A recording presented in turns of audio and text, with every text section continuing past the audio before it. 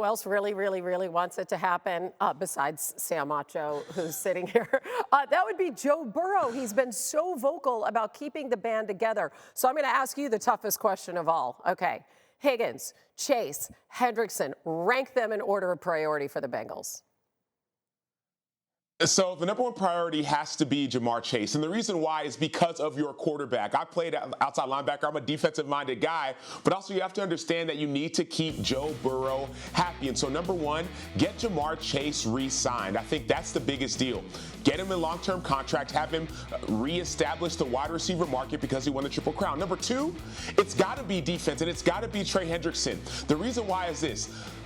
Joe Burrow put up career numbers last year, and this team still struggled, right? The defense was the weak point. So if you could have that defense be strong with Trey Hendrickson and then finally fill some pieces in the draft or free agency, you'll be able to have that priority set. And then last but not least, T. Higgins is still a priority. But if you get T and Jamar with no Trey Hendrickson, a guy who was 35 sacks the last 2 years, I think that's a mistake. Yeah, exactly. Joe Burrow puts up these career-high numbers in yards and touchdowns, but not only is their defense one of the worst in the NFL, they get off to another slow start again, which has just been their Achilles heel. So big picture, when you look at team building here, right, because it's not just free agency, it's draft and everything else, what is it going to take to get Joe Burrow another taste of that Super Bowl?